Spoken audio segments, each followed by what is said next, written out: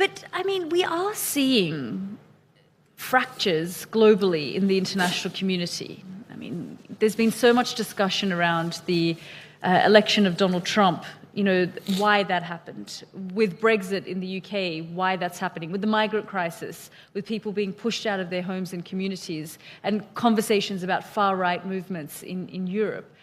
Do you think attitudes globally are hardening? You talk about the revolution of your time and people are more cool now. But from the experiences that I have reporting in these places, that I sense that attitudes are hardening and people are identifying more now. There's more sense of identity politics.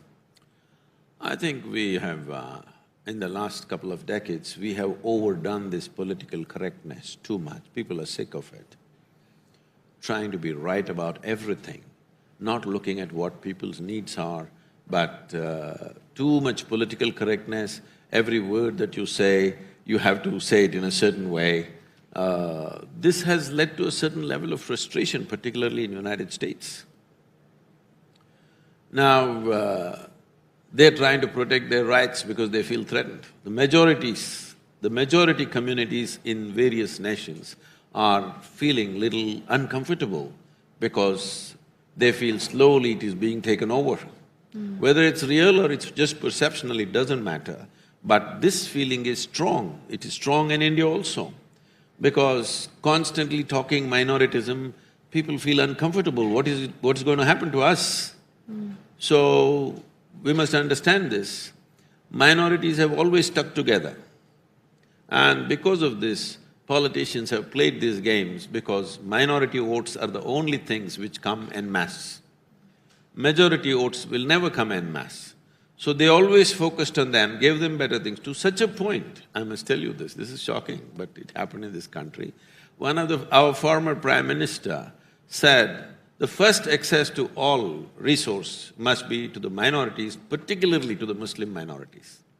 You should not say such things. Even if you intend, you should not say such things. Why did you find that shocking? How can the nation's resource belong to anybody? Even if you say it must belong to majority, it will be shocking for me. I'm not saying it is shocking because he pointed at a particular community. I'm saying it's shocking in a democratic country, which is a secular nation, that you think it should belong to one particular segment of people is wrong, whether it's majority or minority. So when you make these kind of statements, postures and positions get hardened by other people to protect their own interests. What is economic will take on a religious hue altogether. It's essentially an economic issue, but it will take on a religious tinge. Once it takes on a religious tinge, everything becomes uncontrollable.